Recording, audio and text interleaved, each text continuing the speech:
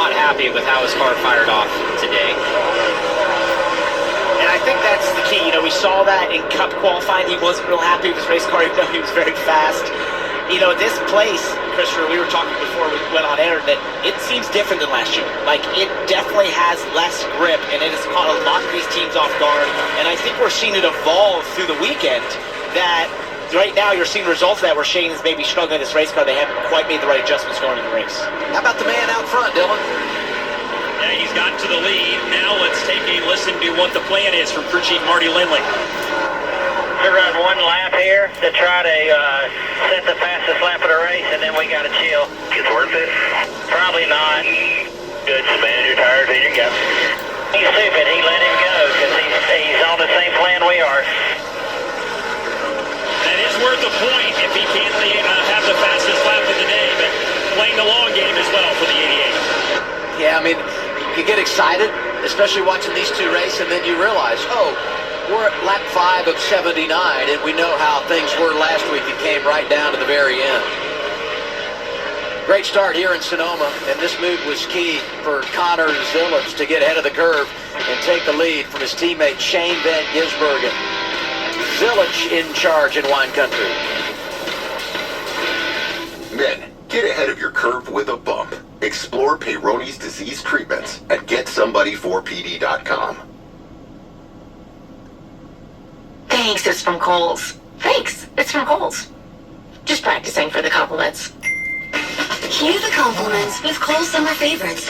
Save on... Not typically one to give a lot of car feedback during a race run. He typically saves that for the caution breaks, but he did come on the radio right before that pass on Connor and said, feels like the pressures are low in the left rear. But we talked about this yesterday. Crew Chief Corey Shea has remarked how SVG is so good with his racecraft on road courses that he a lot of times can make up for the things that the car might be lacking. I know you guys were talking a lot about lap times at Chicago whenever I was watching in, but if you look, even Mayer's keeping pace. He's within a tenth of the leaders, and then you look at fourth hunt back, they're over a second off. Wow. And look at the difference, right? Mayer, second and a half back of the leaders, but Love almost 6 seconds behind in fourth place. And then the other thing you start thinking about here is the opportunity to flip the stage. If you're not within 30 seconds, you probably don't feel comfortable doing it because you lose a lap, and it's because these two are just setting a blistering pace at the front and not getting out of the gas. I didn't mean to interrupt you, Adam, but I'm watching two cars just absolutely sideways there to turn 10. Zilic got the inside curve, which is so dangerous to touch that curve. He got very close to SVG. SVG ended up putting the left rear out in the dirt on the late exit. That can get super sketchy. If you go too far out there, you can actually lose the race car. These two, they're pushing each other right now. I feel like Connor is making Shane run a lot harder than what he wants to right now. How about the three at the front have combined to win 10 of the last 13 races on the road to the Xfinity That's an impressive stat right there. Big time. Halfway home, stage one. Haven't said Sheldon Creed's name today. What's the report there, Kim? Yeah, he came on the radio and said he felt like he had a left rear coming apart. The spotter, though, gave it a look, said it looks okay, but they are ready if he feels like it is an issue and needs to come down. You know, he had a tire problem here last year. Made an unscheduled pit stop. You're riding with him into turn 7. Pit boss onboard camera. But if you make a pit stop now, and I even think about Christian Eckes, you can kind of connect it to your next stop that can get you to the end. So sometimes an early problem, because of the thought process of flipping stages to gain track position later and all of that, it doesn't necessarily work against you if you have to make a pit stop now. Right, it kind of opened at lap 10 there, and the thought process maybe lap 16 on this stage. That sort of gets you to the end of stage 2, pit there, and you can make it to the end of the race. Yeah, all about that fuel window. The other thought, where do tires fit in? And do you want to make that final pit stop later?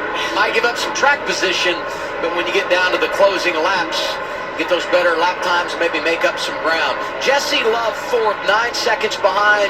Something going on there, Dylan?